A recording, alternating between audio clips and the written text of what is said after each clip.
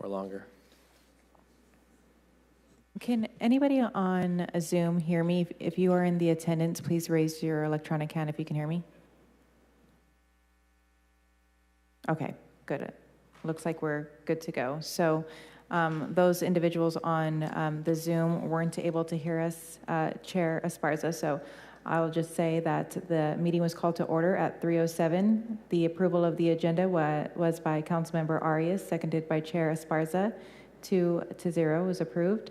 Approved on the minutes for the March 27th meeting was approved by Chair Esparza, seconded by Councilmember Arias, 2-0. And at this time, we are on unscheduled communications. Yep, so I'll put out another call. If there are any speakers either in the chamber, please come on down. If there are any speakers on Zoom, please raise your hand who would like to comment under unscheduled communication. We're going in the order of the agenda. Clerk, any speakers on Zoom? There are no speakers online. Okay, no speakers online, and seeing none here in the chamber either, we'll go ahead and close unscheduled communication. And that'll take us to the meat and potatoes of our agenda today. We're going to begin, we're going to go in order with agenda topic A, which is the wireless communications audit. And the sponsor of that is the Finance Department. Welcome, Director. Good afternoon, Chair Esparza, Councilmember Arias. We've got a packed agenda this afternoon, as you can see here on slide 2. As you just mentioned, Chair, we're going to begin with the presentation of the wireless and communications audit. Then we'll be joined, or we are joined, by Ms. Linda Hurley from Macias, Ginny, and O'Connell. Bernard, if you can go to the second slide, that'd be great. For the credit card and reimbursement audit, we'll be joined by Ms. Linda Hurley from Macias, Ginny, and O'Connell, who will cover the work her firm did with regard to that work. And then finally, we'll close with a review of a report on the internal control review of the Finance Department, which was been completed by Price Page and Company, and then just close with a brief update on other existing work that's pending at this time. But for now, I'm going to go ahead and hand the presentation over to Assistant Controller Caleb Newfield, who again will provide a brief presentation on the wireless communication audit. Thank you, Director. Welcome, Caleb. All right, good afternoon. I'm Caleb Newfield, and I'm the Assistant Controller, and we'll be presenting. Caleb, you can raise the podium. Can you show him? Oh, there we go. That's a lot better. Thank you. Thank you. And then Santino, it'll have to go way back down again. That's a cool little trick. All right.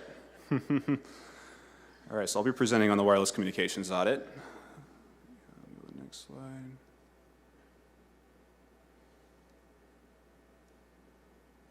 All right, so the wireless communications audit commenced in the fall of 2021, and the scope period was between October 1st, 2018 through June 30th, 2021. The purpose of this audit was to review and assess the adequacy of controls around mobile devices. This included reviewing the telecommunication device policies and procedures, reviewing inventory, as well as the entire process from the initial department request to the issuance of a device, and reviewing the device and service usage and existing monitoring and oversight of mobile devices. In total, the city spent $4.3 million on all telecommunication devices during the scope period, and this total amount included mobile devices, modems, tablets, and phone lines. The internal audit team audited $988,000 of this $4.3 million during the scope period.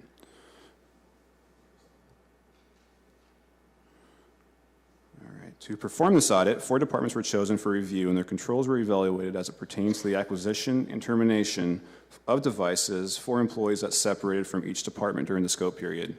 Assistant Director, are the 4 departments that were selected the only departments that are assigned phones?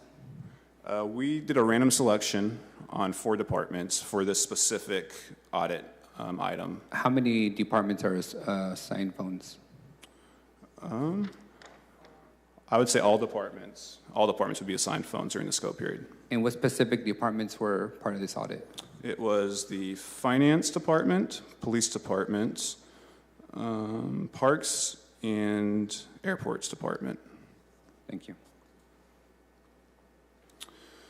So this, let's see. So in addition, telework reimbursements for all citywide departments between March 1st, 2020 and June 30th, 2021 were also tested to determine which employees, if any, received both a reimbursement for a personal device and a city device for the same period of time. The team also created a detailed analysis to review the usage history for mobile devices during the entire scope period. And they also reconciled the present-day number of mobile devices on hand to the service provider reports that were provided by ISD to ensure that the ISD system used to track mobile devices, which is called Account 4, had accurate mobile device counts. During this audit, the following findings were identified. First, policies and procedures lack clarity. AO 8-11, which addresses the use of electronic systems and tools in ISD's intradepartmental policy, did not provide clear guidance as to which stakeholders or departments were responsible for monitoring a device once issued. In addition, 10C forms were not completed consistently. 10C forms are used by departments when making requests to ISD for mobile devices. A sample of devices were selected and backup could not be provided for 6 of the 34 10C forms requested. In addition, there were 9 instances where a 10C form did not include the name of the assigned employee, 3 instances where a 10C form did not reflect manager approval, and 1 instance where a 10C form did not reflect the assigned employee's name nor manager's approval. Assistant Director, I'm not familiar with that form. What is being fully compliant with backup material look like? So Form 10C is the form that's utilized by departments when they submit a request. That would go to ISD for review, and then it would go back to the department, and at that point, the department can choose whether or not they want to move forward with, acquiring that device. Correct, but you noted that some of these forms were demonstrated to be incomplete and like backup material. Mm-hmm. What backup material does that form require to be fully compliant? So when we reviewed the backup material that was provided by ISD, there were certain pieces that were missing. So for example, we had, like I mentioned, 9 instances that did not include the name of the employee that was getting the device, right? So we want to have clarity as to who that device belonged to from a trackability standpoint. There were 3 instances where we did not see evidence of manager approval. So obviously throughout that process, you'd want to see some type of approval from a supervisor or manager level to make sure that that was an appropriate need. And then there was 1 instance where we didn't have the assigned employee's name nor the supervisor's approval. So we want to make sure we know which employees that request belongs to. Obviously make sure that there's correct approvals in place to ensure that that device has been approved by upper management for use. Was there any evidence that any of the incomplete applications or any of the phones that were associated or assigned to people was assigned to a non-existent person?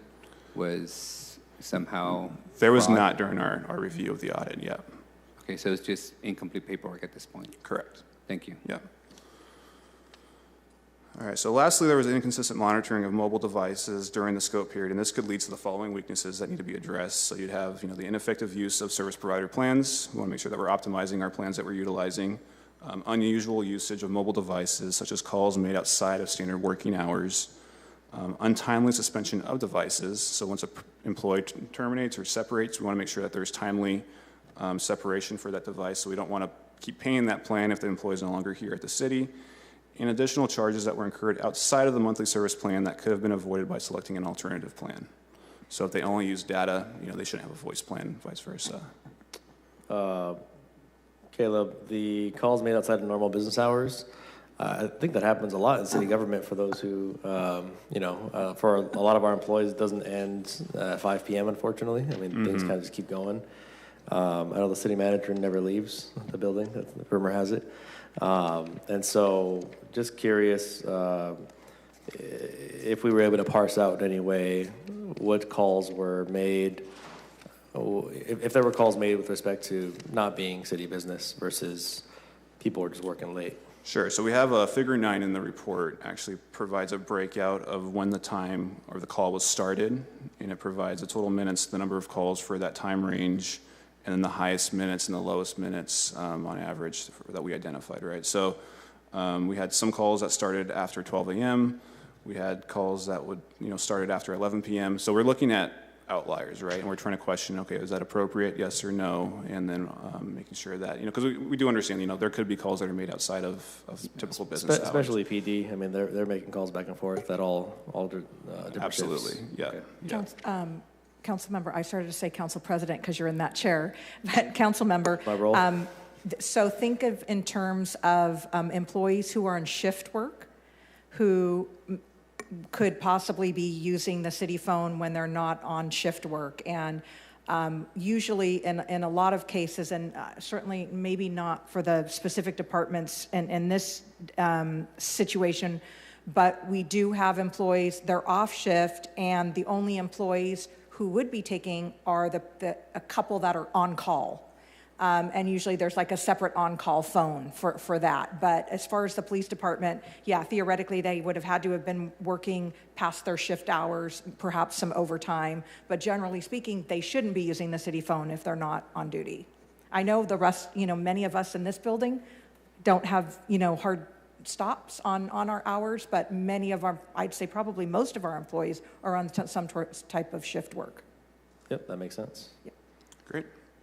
And then the other question I had with respect to these kind of consequences, the cell phones or the devices not being terminated right away. What I've noticed is that a lot of them actually get circulated at some point. Mm-hmm. How long do we wait before we circulate it versus when we shut it off? And that'll be one of our recommendations. So it really depends on the department and how they're accounting for that inventory of devices that are currently in use. I think on average, what we found in the report, we stated that there is about 364 days from the time an employee is terminated to the time that that device could be, or that plan is canceled, right? However, that could be, like to your point, devices could be in circulation. So one of the recommendations is for the account for the application used by ISD to track the cell phones, we really need to ensure that that information is very accurate and up to date to ensure that we can have the historical data of a device so we can see where it's at in circulation. Is it being used? Is it not being used? We want to make sure that we're maximizing our hardware. Our Assistant mobile Director, devices. did you look at your audit in this area looks at the off-ramping of employee? After the employee departs, how long did it take them to turn in the equipment for us to turn off the device? Did your assessment look at the on-ramping? Because in my experience, all the complaints I get from employees and technology is related to the on-ramping. How long does it take to get a device assigned to you? How long does it take a phone to get assigned to you? People are using the private devices in the pandemic. Everyone was on private devices because the back order of technology was what it was. How long does it take IT and the city to provide somebody a computer and a phone if their job requires it from the day that they start? So we did not test for that specifically, but I don't know if ISD, would you guys be able to provide?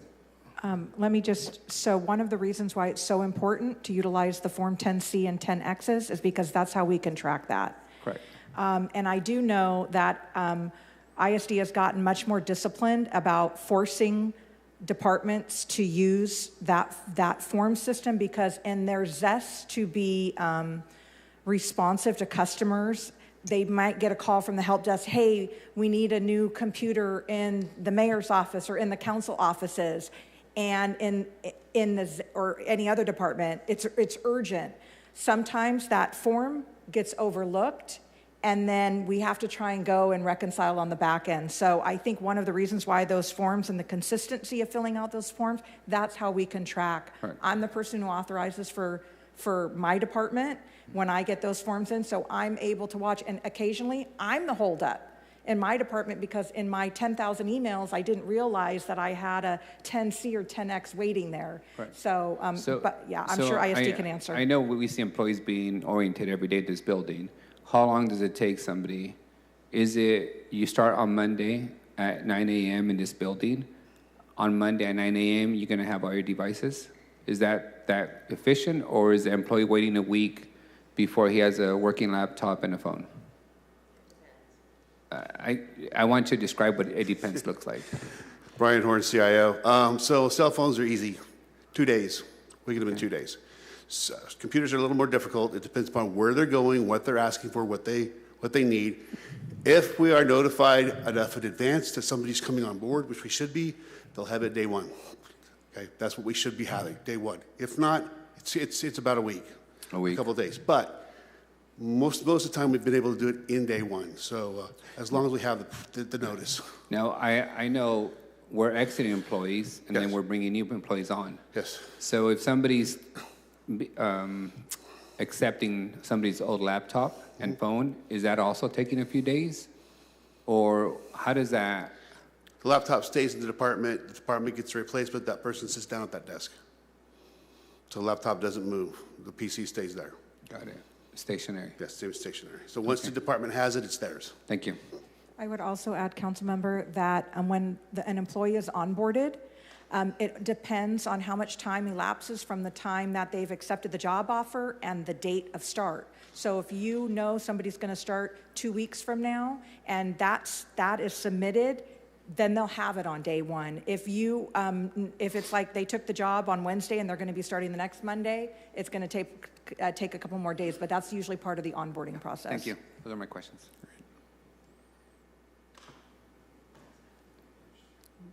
On your last bullet, I did have this question. You indicated that additional charges incurred based on somebody being on the wrong plan. Mm-hmm. I thought that we were incurring additional charges because people were buying apps on their work phones. But what you're suggesting is that you could have just found a cheaper plan. We don't have one universal plan for all city phones. So we reviewed the Verizon spend, and there were 6 different plans that could be selected, and then there's 3 additional add-ons that could be selected as well. The city incurred a total of $7,321 in expenses from devices that had 0 use. So these were probably voice plans that had no use. We didn't use those phones. There's $80,000 during the period that had devices with data-only plans, but they probably had, they were calling, using their voice plan on that phone.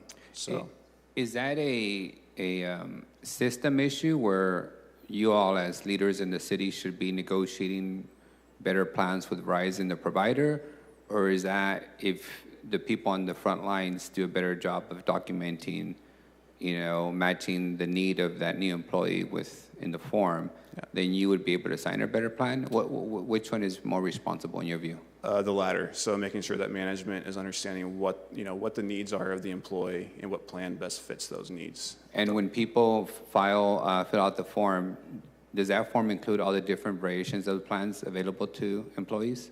I believe it would. Can we confirm that? Okay, so there's a discussion with the department prior to the Form 10C being completed. So there is not on the form? It's a form. Got it. So if I'm going to give my chief of staff a phone and I fill out this form, I don't get a display of what options I can select. Therefore, I'm making a better choice. It's a discussion between departments. Yeah, sorry. So it really, the best way to describe it is when the form is filled out, you're supposed to articulate the need for the phone, and then between ISD and the department, they have a conversation about which plan makes most sense based on how the device is going to be used. So really, is it my fault if you give my employee the wrong plan? Or is it not the police department's fault? Or the employee's fault? It's more of a decision that it's was a discussion, and frankly, as he gets into the recommendations, you're going to see really a prime component of the recommendation is being clear about whose responsibility is what, and that's a perfect example. Yeah. And I get this $7,000 we're talking about in $1 million expenditure, so it's not huge, but I was trying to understand current process. All right, so to address these findings, adequate procedures should be established within the existing AO, or a new AO should be created that assigns the roles and responsibilities for departments obtaining devices and monitoring these devices once they are issued to the department employee. In conjunction, the intra-departmental policy should also be updated to include instructions regarding data entry into account 4, and data validation checks should be implemented to reduce errors and ensure that there's accurate information on hand in account 4 for trackability purposes.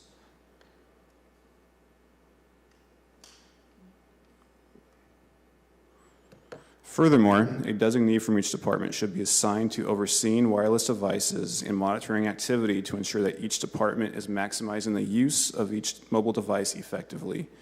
This designee should also be responsible for reviewing the usage and charges on a quarterly basis, canceling services for devices that are not being utilized in a timely manner, and reassigning devices that are not in use to other employees within their departments that may need a device, as opposed to requesting a brand new device from ISD.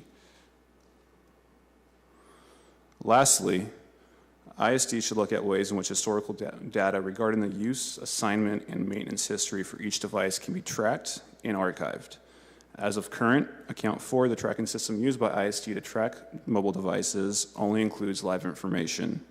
The lack of historical information makes it difficult to monitor trends and track devices by department and employee on an annual or historical basis. And that concludes our presentation for the wireless audit. All right. Councilmember, do you have any additional? I just have a couple of recommendations. One is, can you confirm for me that all the data in the mobile devices that we're assigning, their data is retained under the Public Records Act? You're essentially retain all data, right? In case there's public records requests related to people's text messages on work phones? We do not have the ability to keep text messages, so that it goes away. So how do we adhere to the law? Our policy states that we don't maintain the text records. As long as we have a policy, we're okay. In order to get something back, we'd have to go to get a subpoena for the phone. City Attorney, can you just follow up downstream on whether not retaining text messaging data is in adherence with California Public Records Law? Only because we have a policy. Understood. Yeah. I was not aware of that. I assumed that text messages were like any other email communication, that the city was actively retaining it according to law. We would have to put a system in place that would collect them, so we need something on top of it. Understood. And then when was this policy adopted? This policy around phone management forms, when was the last time it was updated? What's that, 2020?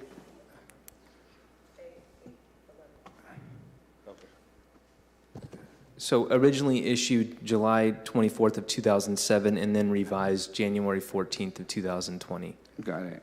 The only reason I ask is... Sorry to interrupt. That's Administrative Order number 8-11. For you guys, as you guys are looking at recommendations, you know, in 2007, as you know, mobile phones were primarily for the purpose of voice service. Now, the primary purpose, in my experience, and probably yours, is data. Phones, you know, when we assign to staff, is pictures, you know, video downloads, you know, things of that nature. And text messaging has become the primary purpose of communicating, not voice. So I don't know if your guys' plans that you have, your 6 plans and options that you have, are reflecting the fact that our users are mostly using data and text messaging versus voice as a primary, you know. So AO8-11 is a use policy for the entire city, covers all devices, including cell phones. There's a little bit in there about cell phones as well. We do not call anything out specifically because it's supposed to be an umbrella use case. They mentioned having another AO for usage or for how to. We're looking into doing that. I've got another AO written that it's being under review that we're going to try to put all this into so that we at least have what you're saying. We have that document. I guess my question is, does our contract with Verizon right now allow us more options and a better pricing on data and text messaging versus voice? Yes, we do have several different plans that we can get from them. Yes, we're not locked into any plan. We purchased off a contract, off the state agreement, and so we also asked them for better plans as well throughout the year. So thank you. Those are my questions. Thank you for the presentation. Yeah, and my questions are more general. Can you re-jog my memory about what prompted this particular audit?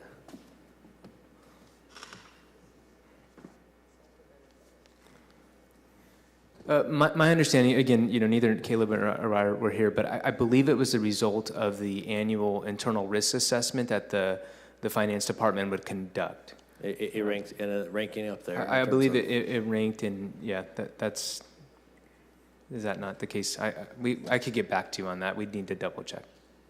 If that was the case, it makes sense. I was just curious. I was having trouble recollecting as well.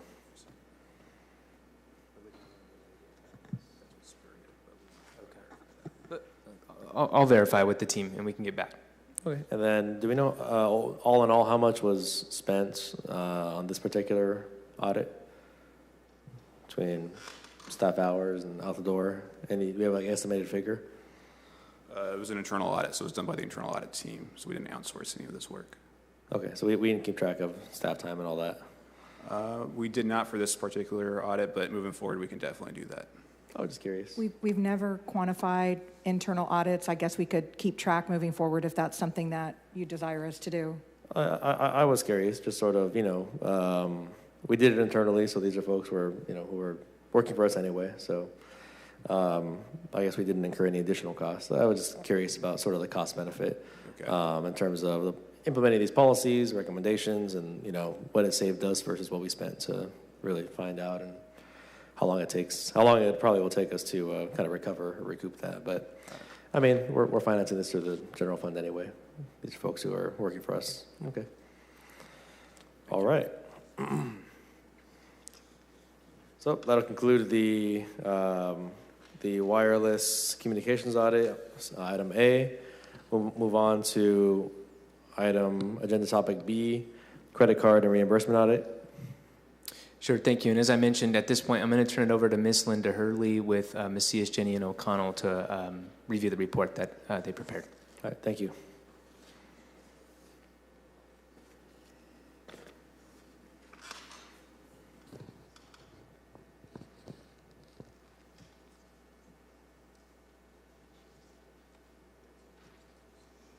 All right. Well, good afternoon. I'm Linda Hurley, and I'm representing Ms. Jeannie and O'Connell. We are the professional services firm that performed this engagement for the city. So I'm going to briefly go over the results, and I can take any questions along the way. Is there a PowerPoint for this? I was just going to say, Linda, you can advance it to... Getting there. Okay. Okay. So MGO was engaged to perform an assessment of the city's credit card transactions and employee and elected officials reimbursement payments. And we were assessing these transactions for compliance against the administrative orders. I'm sorry, excuse me. Santino, do we have a copy of this PowerPoint? Yes. I'm not seeing it. Council members, do you have it? Georgianne? Oh, I'm sorry, Brianna. I think because of the way Registrar posts it, the presentations with item 1 for the entire agenda. So at the end of the wireless communication audit is a copy of the presentation for the entire meeting. Okay, sorry I see about it. that. I see it. Thank you. I'm sorry, Ms. Hurley. Go ahead. Please. Okay. All right. So our assessment covered the city's compliance with administrative orders AO 1-4 and AO 1-9. So these are the expenses on city business as well as the credit card use policy. So those were our objectives. Our scope that we covered was March 2nd, 2017 through March 31st, 2022. And the credit card transactions we reviewed 100% of 17,900 transactions, totaling about $3.9 million or almost $4 million. And then we also reviewed 100% of the employee reimbursement payouts, which included elected official reimbursements, totaling 5,395 transactions for $1.8 million. I'm going to cover the credit card transactions first. We had 3 primary observations. The first being that we identified credit card transactions that did not have any supporting documentation attached to the statement as part of the city's records. So we requested the records from the finance department. This was the information that was made available to us for review. And out of that, 253 credit card transactions did not have available support to review, which totaled just under $40,000. For observation number 2, there were a number of transactions that did not have sufficient supporting documentation in accordance with your administrative orders. And so what that meant is that there was some documentation attached, but it wasn't clear necessarily what the purpose of the transaction was, or maybe the documentation provided was in summary form and not itemized to the particular nature of the transactions. And so we classified these as not having sufficient support, and those amounted to 142 credit card transactions totaling just under $21,000. Our third observation related to meals and charges made for meals. And we noticed a pattern within the documentation is that even though meals may have been identified as to a purpose, it was a very generalized purpose that didn't really appear to be within the spirit of your policy. So for example, the purpose may have been staff lunch, but there was no relationship to what the true city business purpose was for those particular transactions. One thing I do want to identify that was brought to our attention by staff just before the meeting is that there was one classification item within the results of this section where there were several transactions that were reported under the development administration that should have been reported within Council District 4. That was approximately 44 transactions. That was just under $2,000. So the overall transactions that were reported were correct, where we identified about 1,000, just over 1,000 transactions that didn't either have support or business purpose identified, or it was very generic. And all of those transactions citywide amounted to $92,000.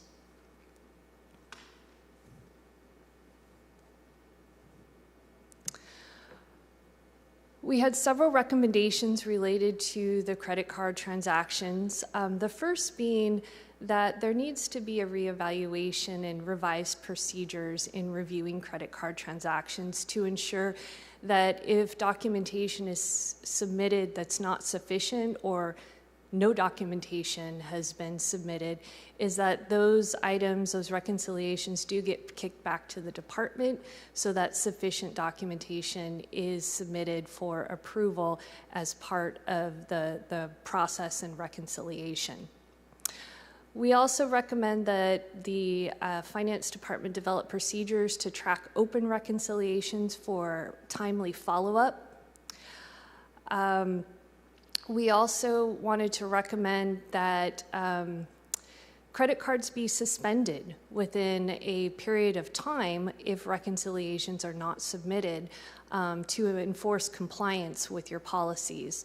So in talking with the Finance Department, the recommendation is that reconciliations be submitted within 14 days of the statement date, and if they're not, 5 business days later is that the credit card would be suspended until those reconciliations are submitted.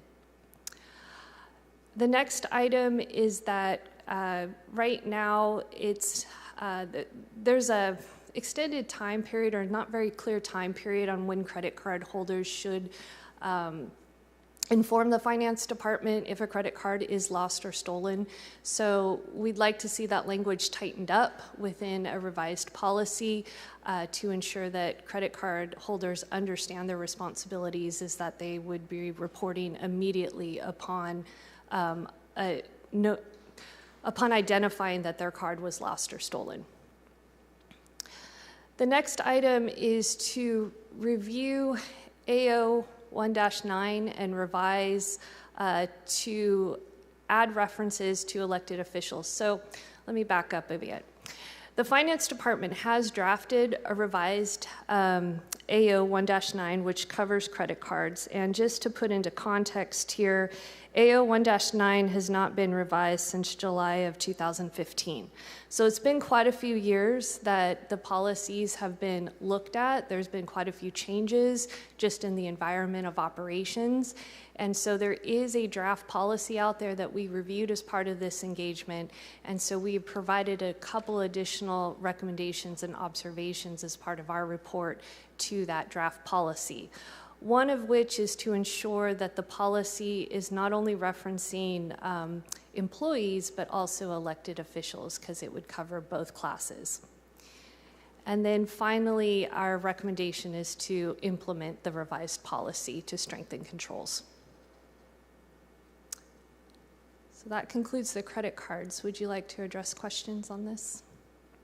I do. I have a couple questions on, first, did you identify any fraud as a result of your audit? We did not. Nothing that looked egregious that came to our attention. So nobody paying for a massage parlor? No, it wasn't an objective of this particular engagement, but you know, as we identified patterns like the meals, we did bring those to the attention of the finance department, but there was nothing that jumped out at us that was egregiously misuse of the card. I want to address the what you call without supporting documents. So I, of course, went through all my, I think, 40 items that were identified in this category. And I want to use a couple of examples on this front. There was a charge on March 19th of 2020 from the Hyatt Regency Hotel in Sacramento, in which is a credit of $504. If we kind of go back in history, on March 16th, we declared a state of emergency as a result of COVID, and then canceled all travel, you know, everything in the city and outside that area. I believe that was a League of Cities conference that was canceled. Mm-hmm. So the hotel credited us the hotel rooms that we did not use because we did not attend the conference. In this case, what I understand is no documentation. It's not that there wasn't confirmation of the credit taking place on the credit card, but that we did not obtain a copy of the cancellation receipt and the credit receipt from the hotel and submit it to the department as evidence of here's the purchase, here's the cancellation, and here's a credit. That's correct. You know, there was a number of credits, and we did sort for those credits, and I believe we commented on them in the report.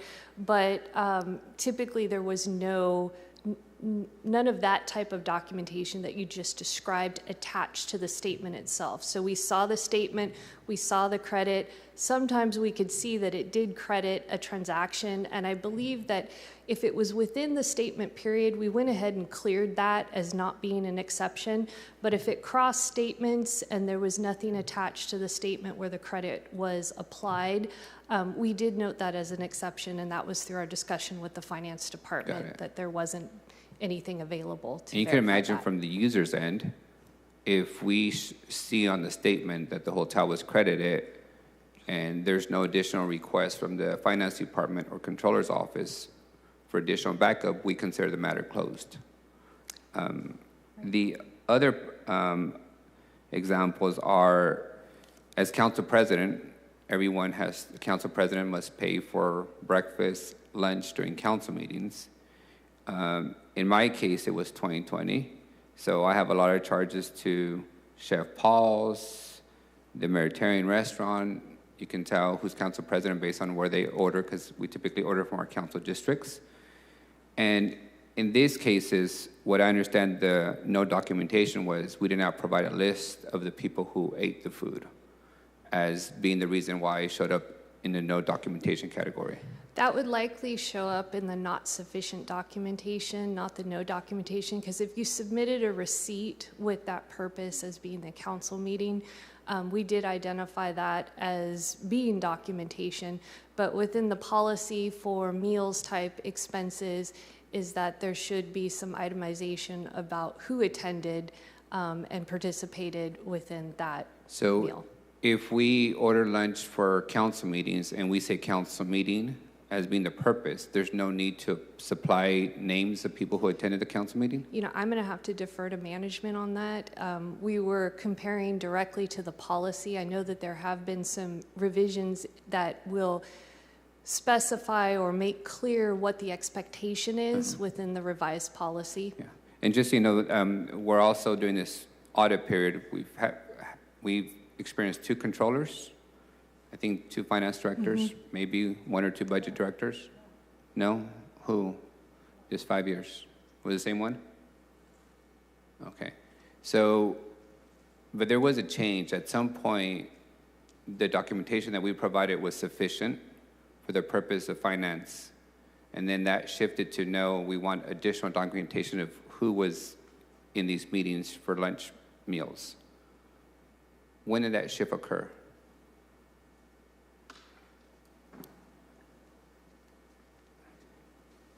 Sure. I can't speak specifically to what you're referring to. I do know the controller who was here during the scope of the audit period was the same controller. I'm not sure if, I don't even want to speculate as to when and why direction would have changed. I'm not certain. Well, the only thing I can think of is as this work was underway and, we knew that there was some inconsistencies with adherence to the AO. I think when the new controller came on, I know I went back and said, hey, we need to make sure that finance is enforcing the AO as currently written. Correct. We need to work on changes to make it more clear, but let's at least stick to what is there now. And I think that probably has started with Santino, maybe started just before Santino when Ruthie was filling in for a short time, but we knew we had a problem with adherence to the AO, and we figured let's not wait for the brand new AO to come out. Let's start making sure we're getting as much documentation as possible. Correct. And the reason I mean, your audit shows that even the finance department had a dozen instances in which they had no documentation for their expenditures, correct?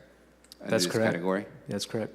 So the folks in charge of making sure adherence to the policy was taking place were also not adhering to the policy. Okay. On the meals reimbursement, so the way the current policy reads, we're expected to identify the purpose of the meeting and those in attendees of the meeting for meals. Is that the case? I'm not going to read directly from the AO, but outside of the examples you've given with the council meeting days, on a general for meals, the way the policy reads is meals are, if you're scheduling, if you have to meet over the lunch hour or after hours, then you can pay for meals. You need to identify who the people are, what the purpose of the meeting was. And I think the idea, so for instance, my office, we have a little form that we've used forever. We say the date, we say who was at the meeting. Let me give you this example. We get sued a lot in this job, and we get called into depositions, and we get called into mediations. And in the mediations, sometimes they book us for 8 hours, or the depositions for a few hours, and they bring us lunch. But in the mediation, the judge tells us, you're not allowed to discuss who was in the room and what was the subject matter. In that case, if the city attorney pays for that lunch, for the Quiznos that we get and the cold sandwiches, is he required to disclose who was in the room and what was the subject matter under this policy as currently written? I think that's an extreme exception to the rule. I would tell you it's probably happened a handful of times out of the 17,000 credit card examples. And if that was the case, then I would think that the city attorney would put, confidential pursuant to rules of evidence, and that would likely be acceptable. Would that be acceptable under the current AO? Well, I think it would be. We would have cleared it had we saw something like that, because there is a lot of confidential business that is conducted as part of the city. But, the generic term is as City Manager White just said, would be appropriate. And we did clear a lot of these with that type of description, but the thing is, it needs a description. Yes. And, but if there is confidential issues in terms of who attends in the extreme example like you gave, no, that doesn't make sense, because you have to keep that confidential. You don't have, it doesn't go out of the room. So I'll give you an example. I purchased donuts at the donut hole on whatever day. Am I required to list who ate the donuts in order for it to be approved under the current AO as written? For example, we used to buy donuts and coffee for Beautify Fresno events, and we would just say community event. Didn't specify Beautify Fresno, didn't list the people who attended, the volunteers. Sometimes we buy donuts because council meeting is going to be early or late. Are we required to identify who eats the donuts? I think that is where you need clarification in your policy, because really what this is focusing on is meals. I wouldn't consider donut a meal. I would consider donut maybe a snack or something like that. There was a lot of food transactions that we didn't identify in this particular list of exceptions here. And we talked about those. Many of those food transactions were classified as supplies and, purchasing water for events. So that there was a lot of events in there and whatnot. And so, it's getting down to the clarification as you as an organization is how do you want to control these expenses? Understood. And what I want to make sure that as staff is revising the AO is, in my 5 years, I've hosted 300 community meetings in which my staff brings water, Prince Martin Final or wherever. We order sandwiches, pizza. The transactions for no documentation on one of them is from pizza because I bought pizza for the warming center, for the homeless who are in the warming center. I make it a point to bring them food and to check in on the status of how they're operating. But of course, I did not take the names of the unsheltered in the room. Now we have providers that provide food and they document what they, who was in attendance. Prior to that, we didn't do that. I want to make sure that the staff doesn't make it cumbersome to be able to purchase food for community events, for community meetings, for neighborhood meetings, for homeless shelters, for things of that nature, because ultimately, as public officials, we answer to the public. And everybody will know what we spend the money on. And I want to make sure that the council, city attorney, retains its authority over its own budget and in no way provides the finance or controller the authority to allow us our expenditures of our own city budgets, because these are district budgets, not general fund budgets under the city manager's authority. So, council member, it isn't your money, it's the taxpayer money, and so that's why we have to have some standards on how the taxpayer money is spent. I think there's definitely, and this is one of the things that we've wrestled with. So there are the meals that happen. I can tell you how many times have we invited one of you to a meeting over the lunch hour because it's the only time we can get everybody scheduled to align, where we provide sandwiches and drinks, right? So there's those meetings that are happening over the lunch hour and perhaps at 5:30 at night, because it's the only time we can get calendars to jive. Then we have this, something that the AOs didn't contemplate when they were first drafted, which is the issue of sort of the group town hall meetings, district meetings, where you all provide food. And I can tell you that, I started in the city on the council side.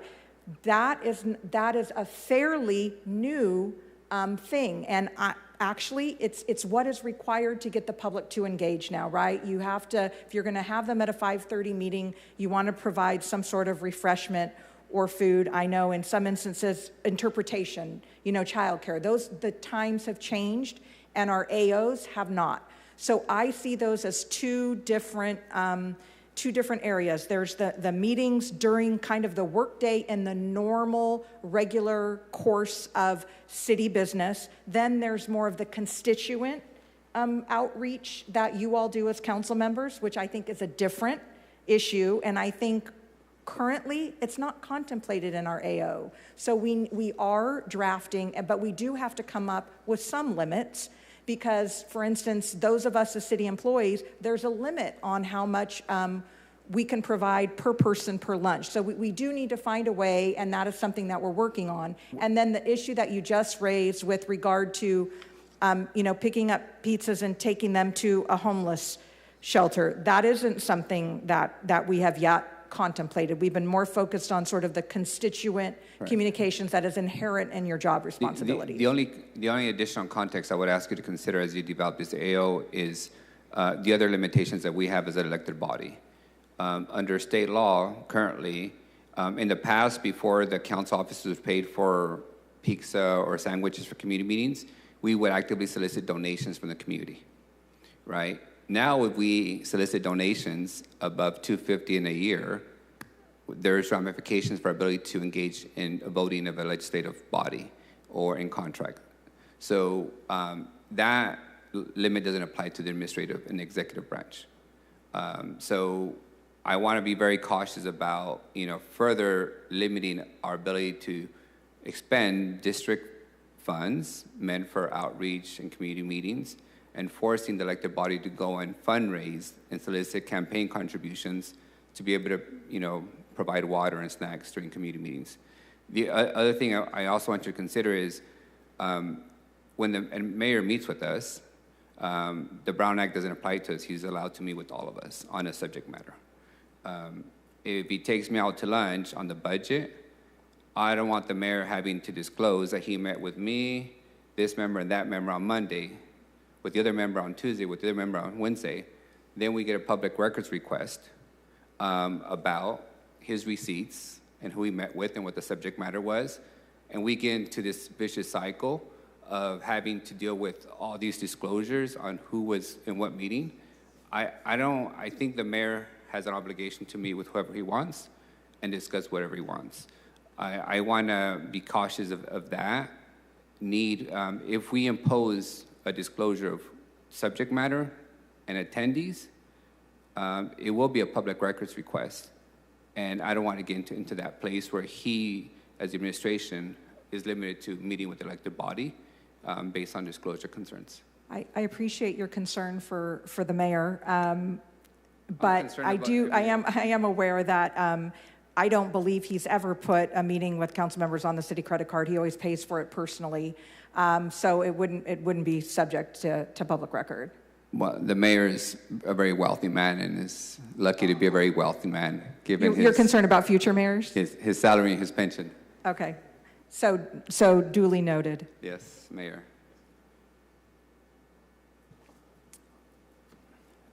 Just my questions on that. Okay. Thank you.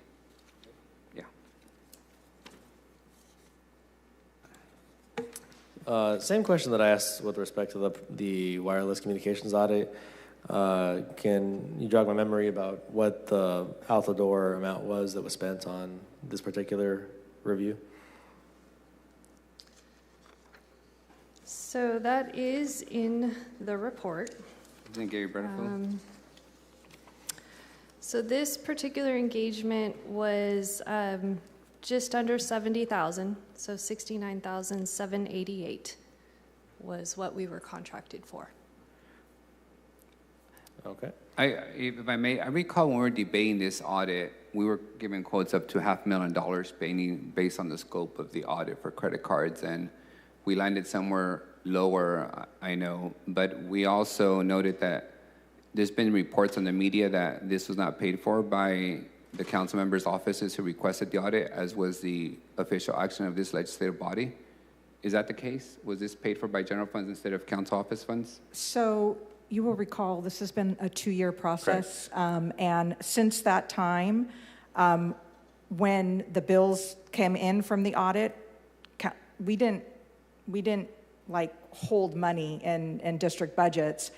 Those funds in the council district budget had been encumbered and allocated for projects in their district, so there wasn't money in their budget. So we paid for it out of general city purpose. But how can you do that if the legislative action was to fund this audit out of those funds? How can you change the funding source without the body City Attorney? Yes, my question is, when the council authorized this audit, we authorized payment of this audit by 2 council officers who volunteered to pay for the audit. But we're now being told that the audit was paid for by the city's general fund. Are they allowed to change the funding, the source of the audit without further council action? It's still general fund dollars. I understand that, but there's a difference between general fund dollars in my account and general fund dollars in the city manager's account. I wasn't here at the time, but my recollection was it was supposed to come out of D2 and D6 budgets. Actually D6, and then I think D2 volunteered for it to come out of his budget. So I would have to look into it. I don't know. I mean, that's nothing that we looked at. I guess my question to the administration is, did we take action to change the funding source, the council? Or is that administration decision? That direction was given 2 years ago. Since that budget was expired, there was not funding available in those budgets, and so we needed to pay the bill, so we paid it out of general city purpose. Okay, I just want to No, I did not bring it back to council. Okay, we had a several-hour debate over this audit, primarily because auditing city credit cards was skipping over other priorities that had been identified through the risk assessment of the finance department controller. So the council decision was, if we're going to skip the prioritization of the departments based on their financial risk assessment, then council officers who are asking for the audit should pay for that. And that was the action the council took, and I'm surprised to learn from the media stories that was not the case. So I just want to correct one of the statements you made. The internal risk assessment is for the city's internal audit division. And this was not done by the city's internal audit division. So it wasn't taking anything away from what the city's internal audit division was, as this was outsourced. I just wanted to correct that. But in that statement. discussion, you all notified us that using an outside auditor to do this would take away capacity from city staff time, because the city would have to prepare the documents, the city would have to prepare access to information, the city would have to sit down with external auditors. So I recall that conversation because it was a huge waste of time. But thank you. So the final figure was around 70,000. Correct. So that's far below what we had estimated originally. Yeah, I think we were having informal conversations, and then we ended up doing we did an RFP. And so truly, you never know the cost until you do an RFP. But we were having, and at the time, I also need to remind everybody, we were in the middle of tax season. And so the cost to have it done during that time period was much higher with some of the conversations we were having with folks. So then we put it out to RFP, and obviously we're able to get something significantly lower. Okay, so we spent 70,000, and what was the amount that we identified that, or I mean, just again, I'm trying to get to the bottom of, was it worth it? You know, how much did we identify that could be changed in the future? And I'm not sure we have like really a final figure around that, because it's separated into three or four different kind of concerned areas. And more rhetorical than anything, you don't need to answer it, but again, going back to the original conversation that the council member alluded to, our primary concern was we're going to spend a whole bunch of money, and we thought a fairly low risk division or component of the city. I guess with respect to that, I mean, what were sort of the biggest offenders in terms of the departments that kind of carried the bulk of not having supporting documentation or lack thereof? Well, I think you had exceptions across the board. A lot of the departments were listed as having exceptions. Some are higher than others. But I think what this really helped the city with is to bring the light that there does need to be some changes. And as City Manager White had stated earlier, there's things that may have not been contemplated because these policies hadn't been updated. I think one was 2017 for your employee reimbursement, and then 2015 for your credit card policies.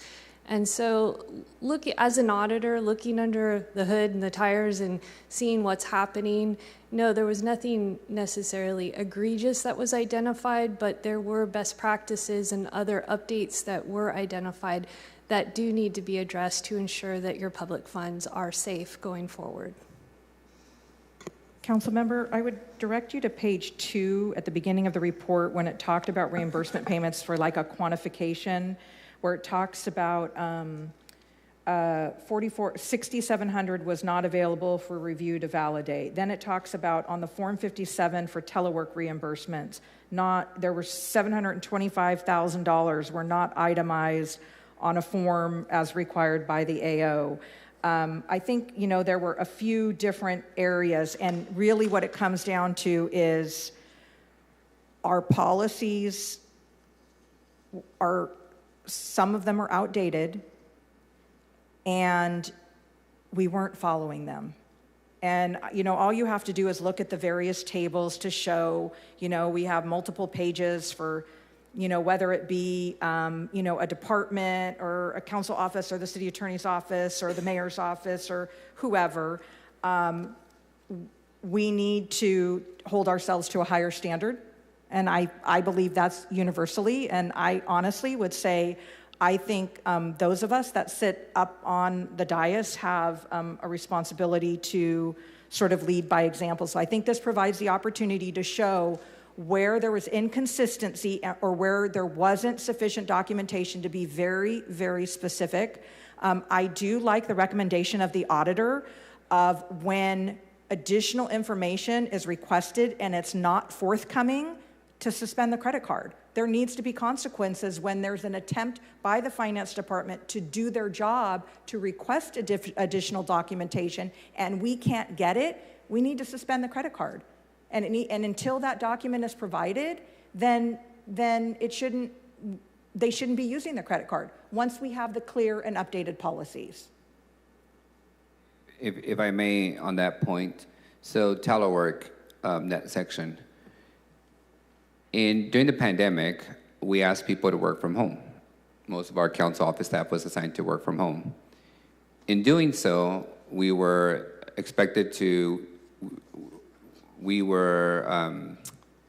supposed to provide them laptops to work from home.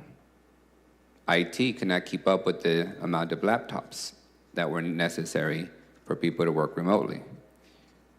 In our office, we were told by the controller at that time, simply just give them a stipend for using their personal laptops and using their personal phones. During telework, since the city don't have enough laptops to distribute, so we did so. That turns out to be a finding that there wasn't sufficient documentation. When we're buying computers, the city's contract with whoever company couldn't provide computers fast enough when they needed to be replaced. So we use our city credit card to go to Best Buy and pick up a computer. Now those computers are all inventoried. Some of these findings for some council offices are from the Apple store for a computer and iPad that we use for council meeting days. All the devices are inventoried in IT. They have tracking numbers by the IT department, but they show up as no supporting document or insufficient supporting document. They're on the list here. They did not have City of Fresno ID tags. We went through this in 2021. Not all I'll have of them ID did. tags. Sorry, I want to make sure we're clear that the telework, the note here really what it's trying to convey is that telework reimbursement requests were submitted on a Form 57 and should have been. So it's being used as an example of compliance, actually, in the assessment. But the laptops that people bought and iPads were ID'd. That it took folks a while to get them ID'd, but they're ID'd. I'm sorry, say that again? The iPads and computers from Apple are ID'd. It just took a while to get them ID'd, is my recollection. Well, and once again, I think I'll go to, those aren't the gist of the transactions. I think the reason, they demonstrated food appears to be one of our largest problems. Would you agree with that, Ms. Hurley? I would. Yeah. So I appreciate what you're saying with regard to the devices, but really when it comes down to the adherence of the policies, it really comes down to food. If you just, all you have to do is look at the tables, and I'm guessing that's why they didn't expand it of the table 1.4 that, breaks it down by each department and division. So there's always, going to be a couple transactions here and there, but the large percentage, the majority of these are all related to insufficient or no documentation regarding food. And that's where we have to do better. Understood. And the last point I'll make for the city attorney to get back to us on is, under the current city policy, council offices, like the mayor and administration, have the authority to spend below $50,000 without council approval. I want to make sure that that policy is honored and in no way is violated by suggesting that somebody in the finance department can indicate, we've declared that you don't have sufficient documents, therefore we're not going to honor the transaction. We're not talking about buying a vehicle here. We're talking about a food transaction. If the administration or the AO is going to be adjusted to provide the finance department more authority or ultimate authority over council office expenditures, I want to make sure that council is advised of that, and legal counsel advises on how that honors the independence of the legislative body. And what I'm going to tell you, council member, is when we come forward with a policy, our policy is citywide. If council wishes to draft its own policy that is different from every other department in the city, you have the authority to do that, and you can have a different set of policies and rules. You totally have the authority to do that. There is no consideration for your $50,000 contracting authority within the credit card policy.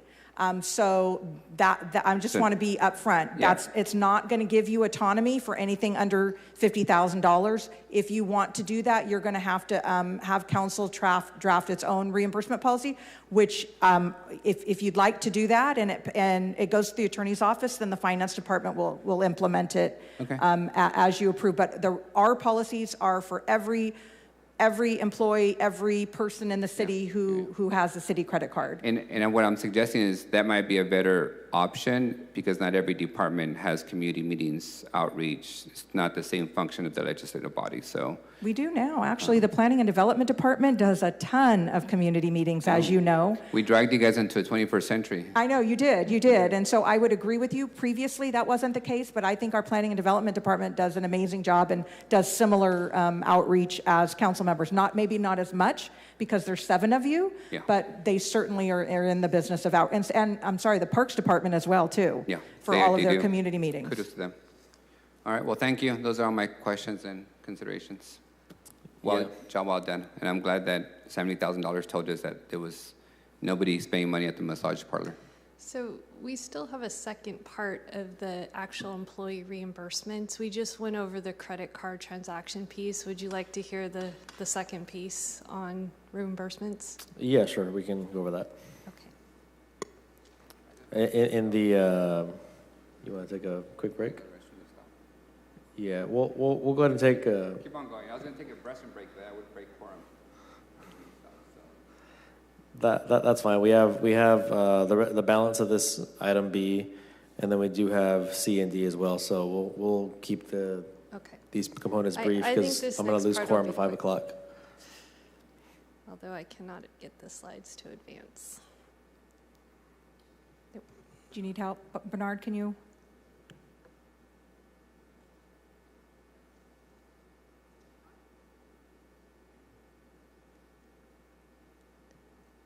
Okay, so this second piece is for the credit card transactions, I'm sorry, the reimbursement request specifically. And just as a reminder, we looked at 5,395 reimbursement transactions totaling about $1.8 million. A couple of observations that we had is that in this particular area, the documentation looked good for all the non-travel related expenses. About 98% of those non-travel related expenses had the appropriate Form 57, which is the travel request and claim for reimbursement. And so travel expenses represented 2,608 transactions, and only 53 of them did not have that particular form. I'm sorry, so you said non-travel or I'm sorry, travel. Did I say non-travel? Yes, I apologize. observation one yes, is no, travel it's related, travel. 98%. Yes, so travel expenses, for the most part, the majority of them had the appropriate documentation. For the, let's see, supporting documents, okay, so there were 44 transactions for non-travel related expenses that did not have any documentation available. Those primarily related to employee stipends. So there's a couple of stipend programs that get paid out, and those particular reimbursements, that information was not made available to us about the approvals or anything that would support those stipends. For the telework, I know that was commented earlier. I do want to say that all of those complied with the policy having Form 57. However, when we look back at non-travel related, and so when we define non-travel related, we pulled out the telework and we pulled out any travel, so airfare, hotels, all of that kind of stuff that would relate to a trip within the outside of the city. So everything else we put together and looked at those, and those amounted to about $758,000 out of the $1.8 million that we reviewed. A majority of those transactions did not have a Form 57 as required by your policy, and that's basically an itemization of these expense reimbursements. However, a lot of them had alternative forms of documentation that appeared like it could be appropriate. But we flagged these as exceptions because your policy was very specific. And so there's an opportunity here as this particular policy, the AO 1-4 gets revised, is to allow for alternative forms of documentation that would be appropriate for these types of transactions. So that was one of our recommendations, and then I think that wraps it up. That was the big recommendation that came out of that. Okay, thank you. I think just generally, my general thoughts on in conclusion here is we were relieved to hear that there was nothing that stood out in particular as fraudulent.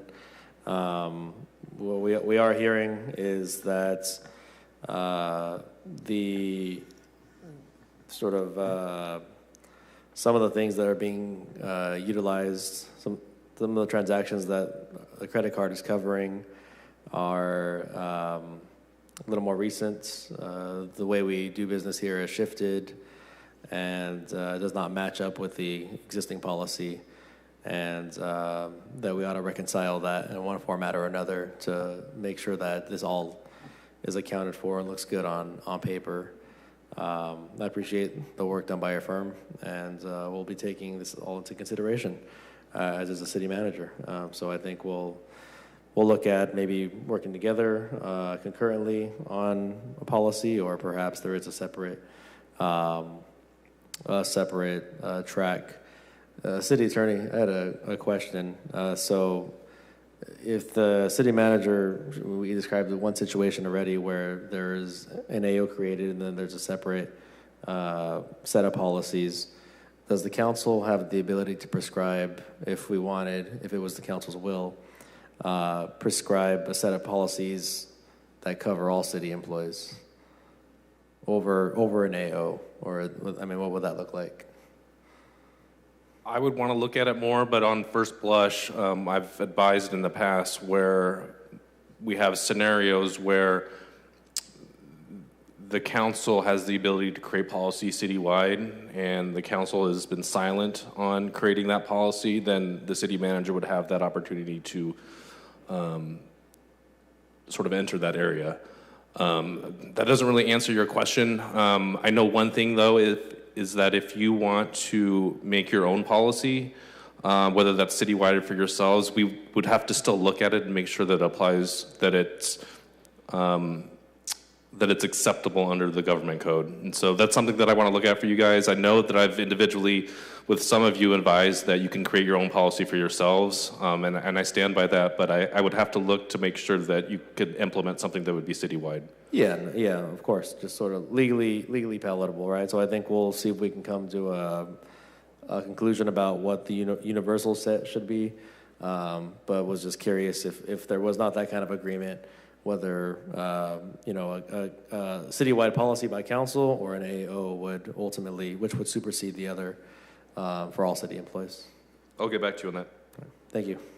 If I may add to that, somewhat related, for example, we have a policy around what the average cost of a hotel should be for us to, you know, book.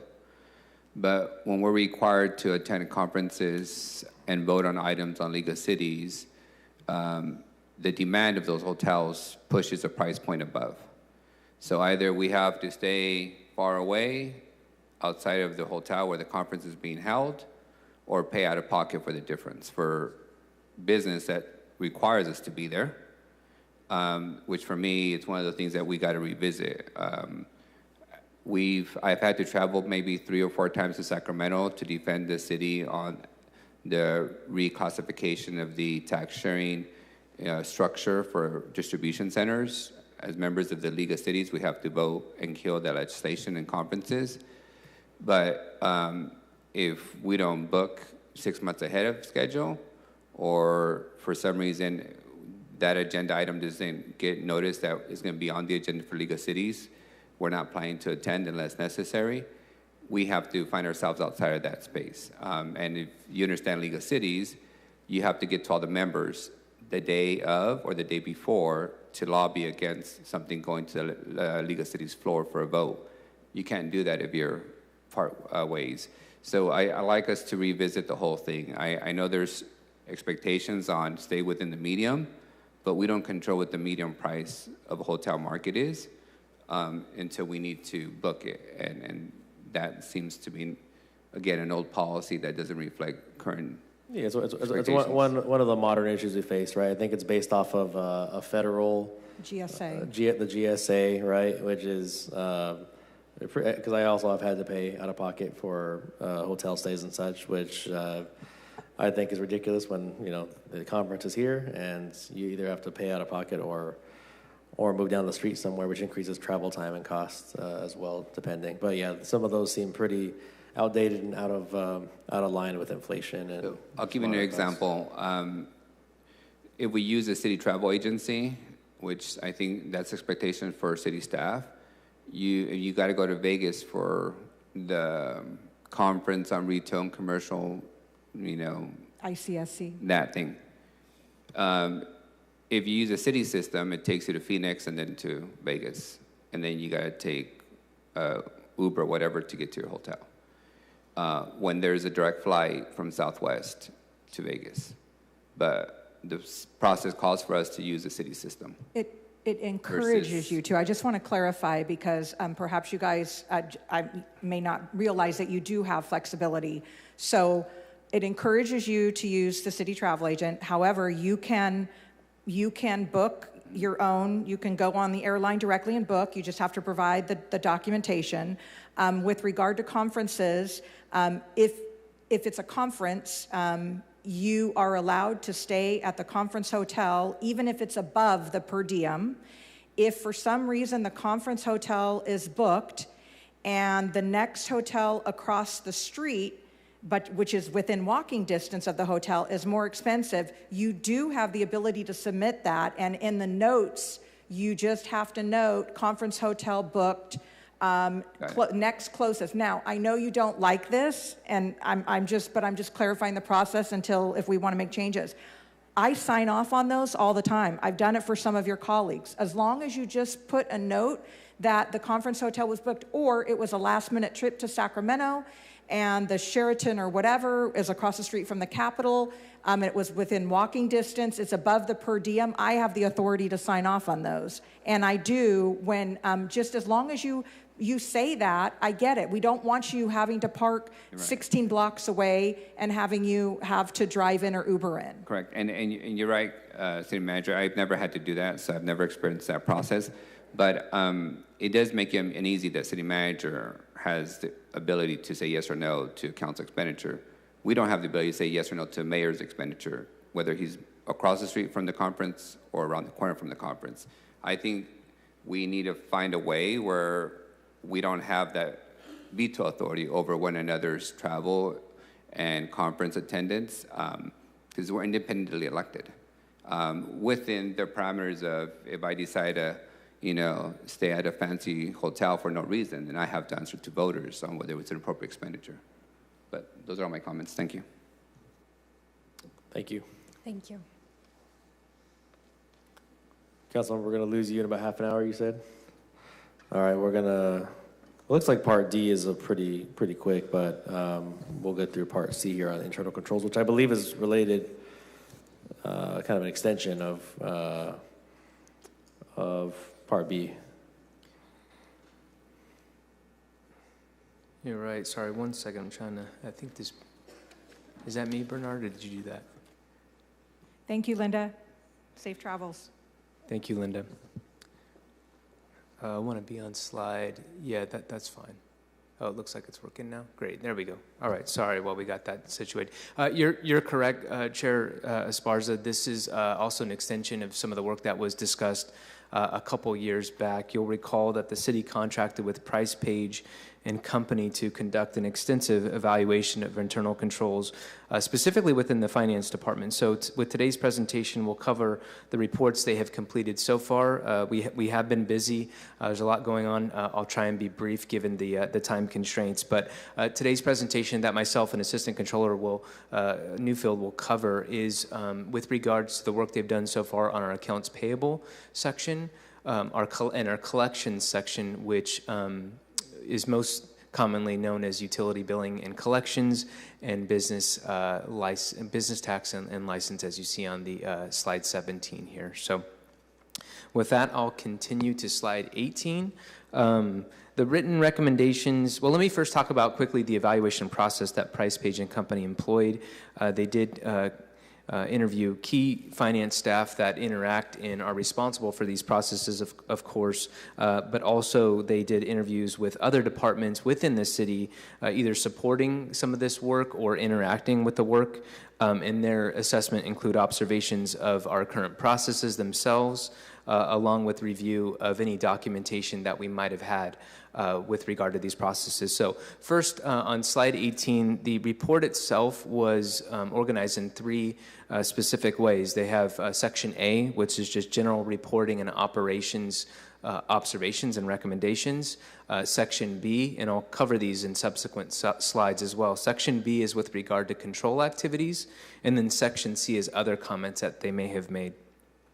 So slide 18 here summarizes the recommendations from section A, again, general reporting and operations.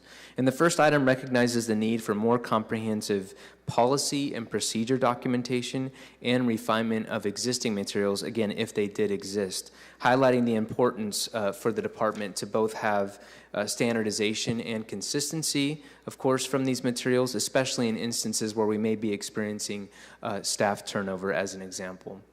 Item number 2 highlights the need for more training both for accounts payable staff within the finance department as well as staff in other departments that interact with these processes. This is particularly important as we've transitioned to a new financial system, as you know. And then the last item that they have as a recommendation is to create a whistleblower, or what's commonly known as a fraud hotline, where really any stakeholder can anonymously and confidentially report a suspected instance of fraud or actual fraud activity that they may be aware of. Next, on slide 19, this is going to highlight the recommendations and adjustments to specifically control activities. And again, I'm just talking about accounts payable here. So item 1 covers a recommendation to adjust the policy for in-person check pickups.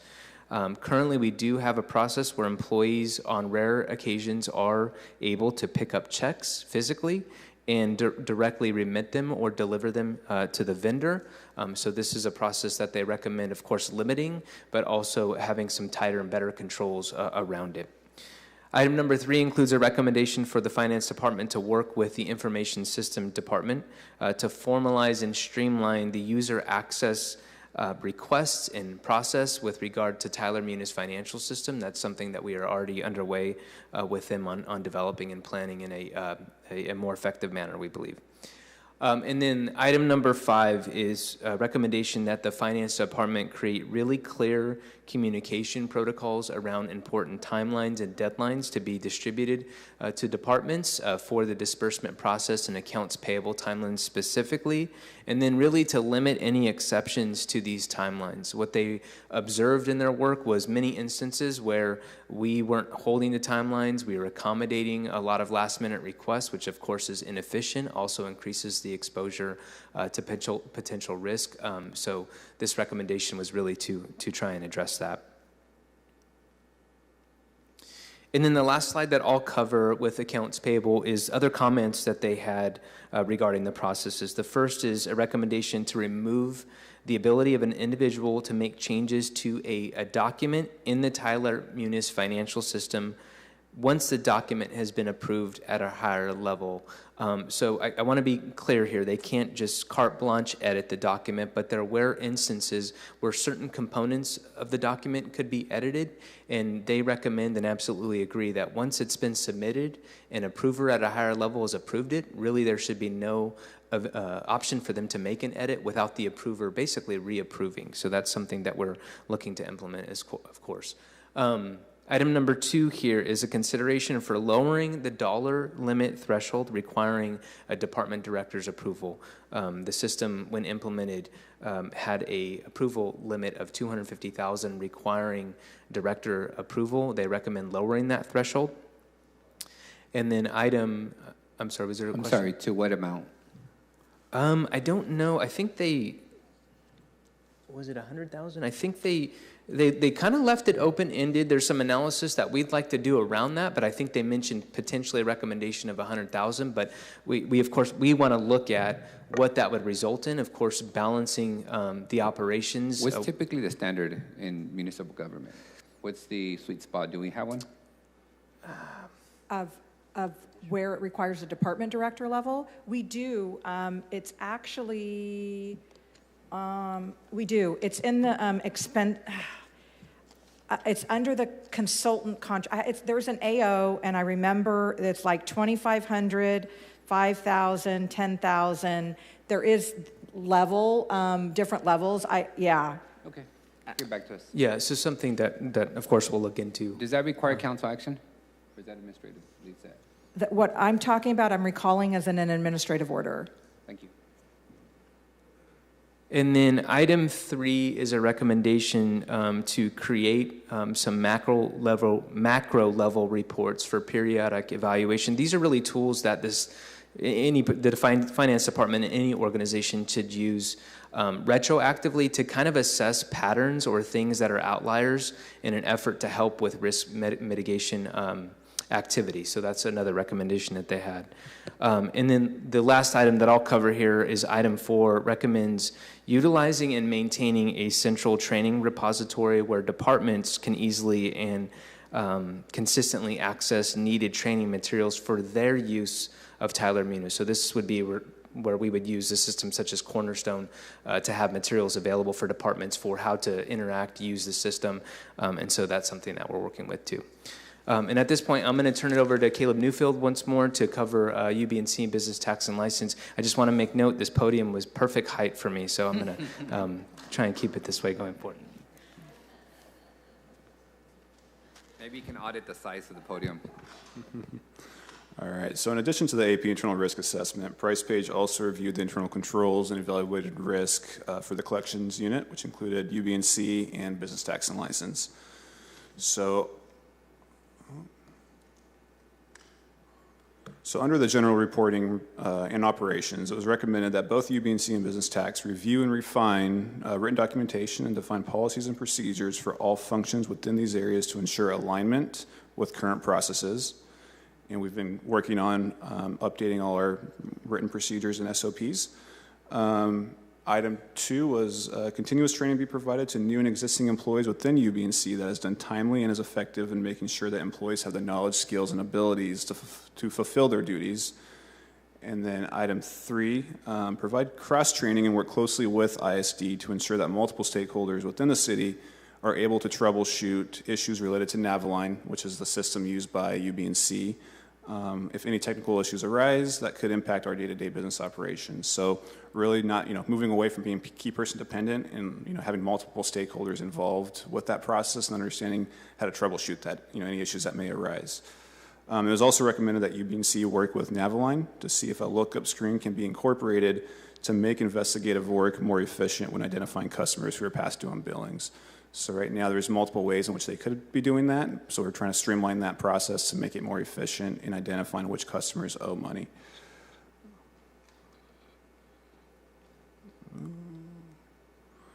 All right, so under control activities, it was recommended that both UB&C and Business Tax should review and evaluate existing internal controls for monitoring activity and key metrics and ensure that these monitoring controls are performed by the appropriate levels of management at regular intervals.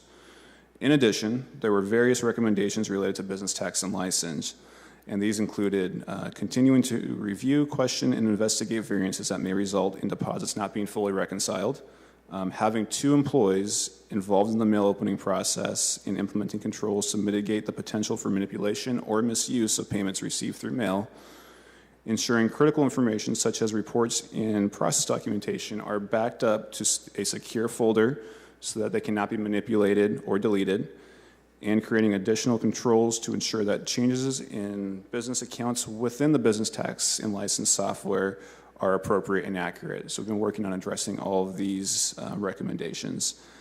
Furthermore, it was also recommended that both UB&C and business tax and license implement the dual custody and dual count of cash and implement a formal policy for cash handling. So we actually implemented a policy for cash handling, and we created procedures and SOPs within UB&C and business tax prior to the issuance of this audit, because that's a very critical area. We need to make sure that we're accounting for our cash and that there's no discrepancies. Everything is, can be accounted for appropriately.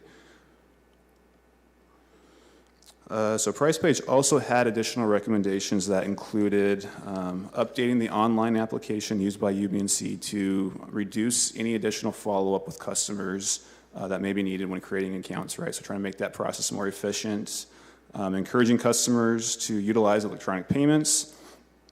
The auditors recommended us, doing a cost-benefit analysis that could analyze the cost to promote and or incentivize the use of e-payments or PayGo to customers.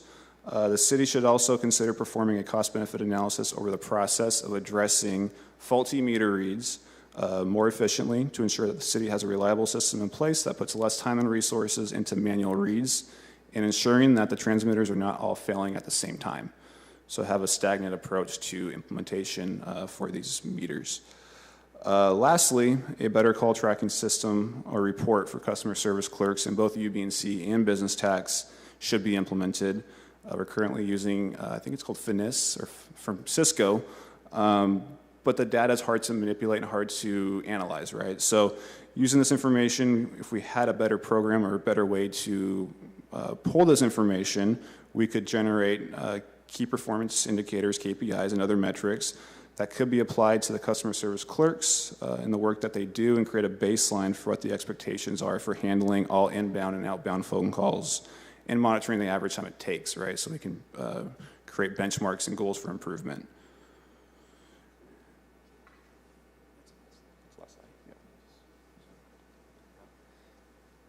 So that'll conclude the presentation of the internal control review that Price Page has done. But I would be remiss, we are joined by Connie Alfaro, our revenue supervisor over the Business Tax and License Department, Brian Reams, supervisor over utility billing and collection.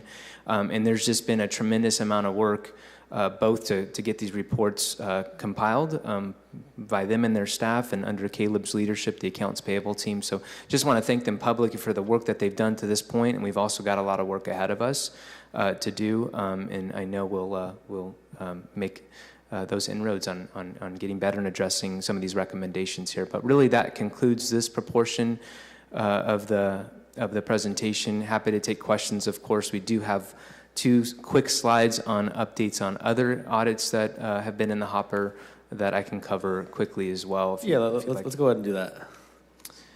So just quickly, the Parks Department internal audit is underway. The entrance meeting with Parks was conducted back in the fall, September 7, 2023.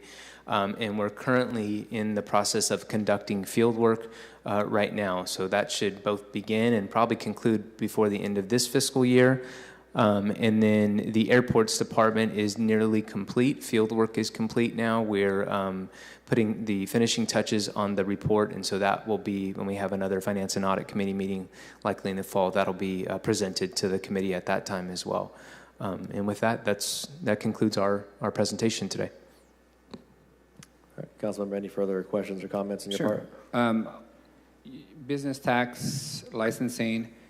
One of the routine complaints I get is the lack of language access in the front desk. There's still quite a bit of people that come and make payments in person and get licenses in person. Have we addressed that? What languages do we have available at the front desk of our licensing and business tax and utility paying bill? Okay.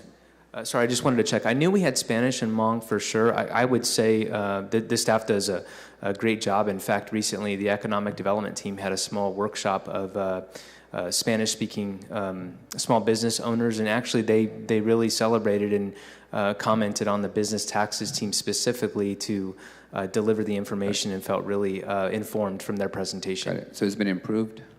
I would say it's good. I don't know what it was before, but I would say the team does a great job.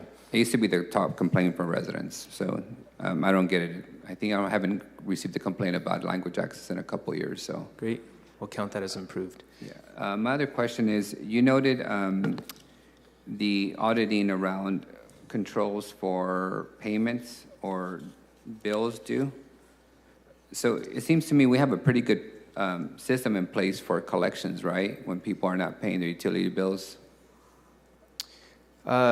Yeah, I would say as you know, it's a system, it's a process that's been on pause for quite some time. So we've been reintroducing the team to that. And again, under Brian Ream's leadership, I think that process is going well. Many of the staff in UB&C are brand new to the city, frankly, so weren't really familiar with the delinquency process because they weren't here prior to COVID. And so I think they've done a good job re-implementing and reintroducing that work.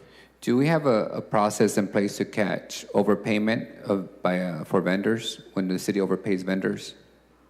So that actually is one of the recommendations. I thought we covered it. There was a recommendation in the accounts payable portion about specifically around duplicate payments. And so that was something, there was a tool that they assessed in their review and called out having the comprehensive use of that tool. And so we have actually, since they called it out, implemented that to try and catch that type of activity. I know we catch activity when it comes to spending public resources, but do we have a strong system in place for monitoring when we are overpaying vendors for work that has not been performed or is not in alignment with their existing contract? So the work that they reviewed was the specific payment and disbursement processes within the finance department.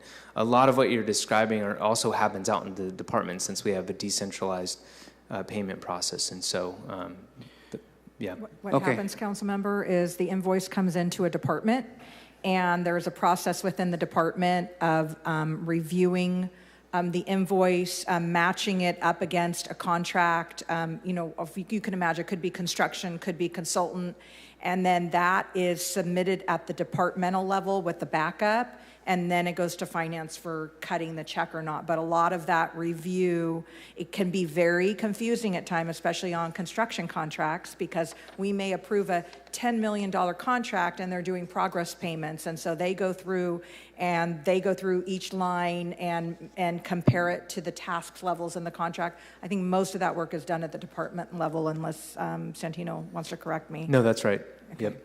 Is there a certain threshold in which higher management has to get involved? Well, again, what they called out now is, department director's approval is triggered at $250,000 of a payment. So And that they would be an recommended example. lowering that. They recommend taking a look to lower that. When do you anticipate having a recommendation on what that minor adjustment number is? We've got an action plan that we've already drafted, so, my hope is in time for the new fiscal year. Okay, so soon. Okay, makes sense. Well, thank you. Thank you for the presentation. I know it took us a while to get this meeting going on the books, but we appreciate all the work. You guys have been very thoughtful, and for the first time in my 5 years, I have confidence because you guys are able to answer questions and not pivot with general responses that don't answer the question. Great, thank you. Yes, great work by the Finance Department. Thank you. Thank you. Meeting adjourned.